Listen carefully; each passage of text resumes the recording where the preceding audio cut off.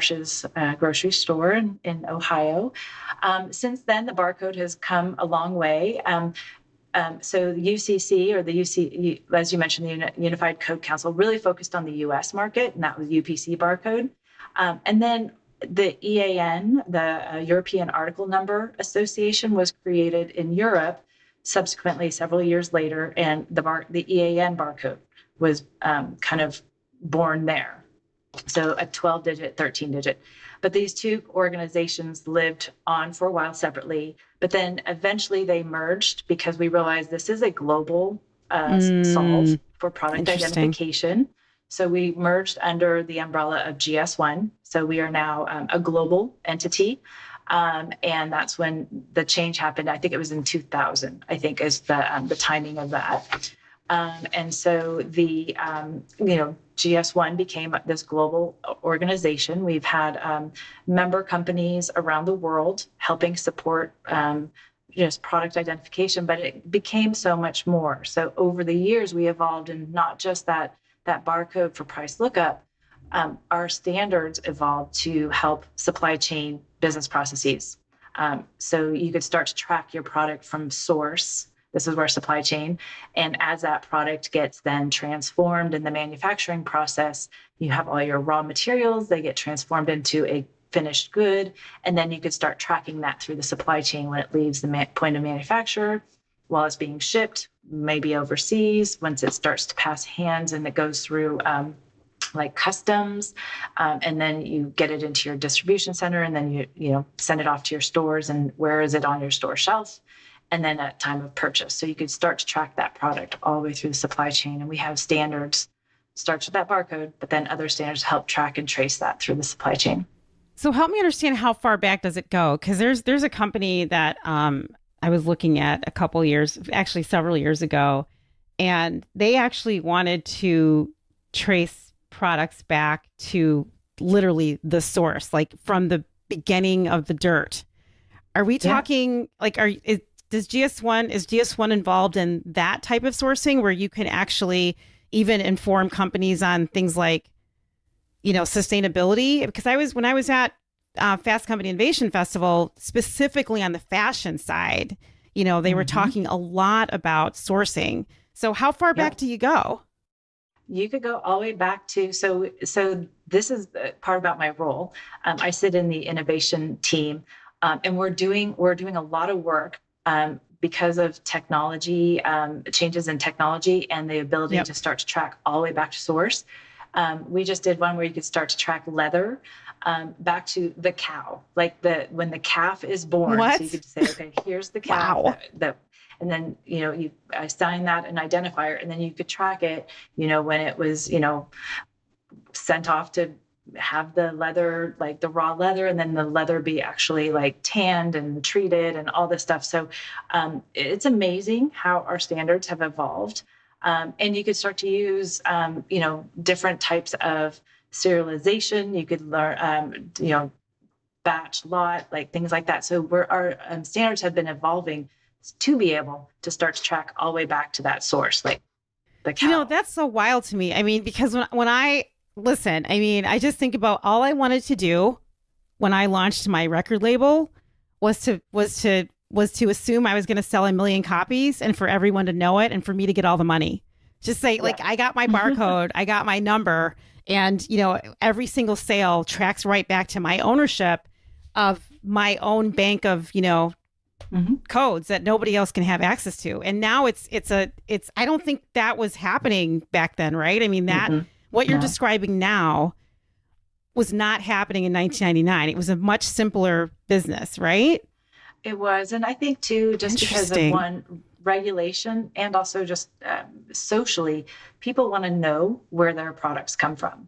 And so to have that whole chain of custody is something that I think a lot of consumers are demanding. I think also even just regulatory, we see a lot of it in Europe. And so, and we talk about that linear barcode that went scan it for point of sale and price lookup. That little barcode doesn't hold all that information anymore. So we're also innovating at GS1, and you're going to start to hear and start to see on your own products that barcode's going to change to more of a QR code or a two-dimensional barcode, because those two-dimensional barcodes can hold a lot more information, so that you as a consumer can scan it with your smartphone and say, oh, I know where it came from. Oh, And, that's or I really know, fascinating. yeah. So we're always innovating too. But we're also kind of almost forced to, otherwise, what else would be, how else could this be, get that transparency on the product? So we're Yeah. looking at like, what does the consumer need? What does regulation require? And it's also just fun to be innovative. So. Right. I mean, do you're talking about people taking their phones out and scanning a QR code. I mean, what is the difference between the barcode and the QR code? I mean, those are two visually different things for me. They are. So that what we're used to seeing, at point of sale that goes scan and goes beep, Yeah. that's, one dimensional, it's linear. It can only hold so much information. Um, and it's going to be outdated. And you do see on some products already where that two-dimensional barcode is there. And that two-dimensional barcode just has the power to hold a lot more information, but also it could be, as if you scan it on your phone just with your camera, it could You lead mean you the to one QR place. code? You mean the QR code? The Yes. QR code. Yeah.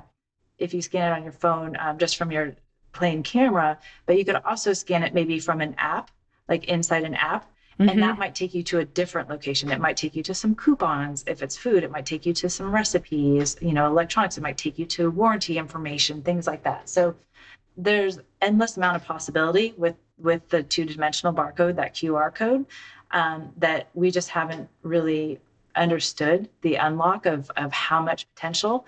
But we know that that's, where products are going. And, so we're working on, it's called Sunrise 2027, just to make sure all of the retailers can scan those barcodes at point of sale to be able to start to switch. So you still have the price lookup, but then you could have additional benefits too, consumer engagement, that sort of thing. So you need new technology, but you're also going to have client education around this, right? Yes. Because Yeah, people, the barcode is an invisible process for many customers. I mean, they're just, they go somewhere, they buy something, they're not even really thinking about that process at all. There's nothing to do. You literally take your thing and you check out and you walk out the store. But now you're talking about a process that requires someone to think, or encouraging someone to think, right? So that's a whole nother, I mean, I don't know if that's your job. Well, that's our job. It's supposed to not change it at point of sale checkout. So if you do self checkout, you're still, it's just a different type of barcode. It still goes beep. We could still do but then, scan me for, nutritional information, scan me for traceability information. So there is that point of education for sure. You'll start to see, I mean, some companies are starting to transition and they might have two barcodes on their products. And then I've seen that, are like all in now. Like if you look at Puma, they're like all in, like this is the way to go. So they've put the 2D barcodes on their products. Pepsi is also moving that way too. So it's just, you'll start to see that shift in your products over the next several years. I'm really excited about that. I am curious though, because a lot of the people that I engage with and that I write for and write about are small business owners. I really want to understand, how does this apply to small business owners? I mean, I understand from my perspective what it means to me, because I have an ownership mindset. Right. And one of the things that I'm always working on is, how do I help other people have an ownership mindset? I was at an event a couple days ago, and the whole event was focused on unpacking narratives that sort of trap you in a space that doesn't help you move forward, make money, transform your life, things like that.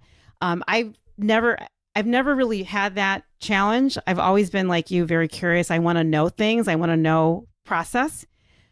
So how does this apply to a small business owner, right? Because Puma and Pepsi, I mean, these are huge companies.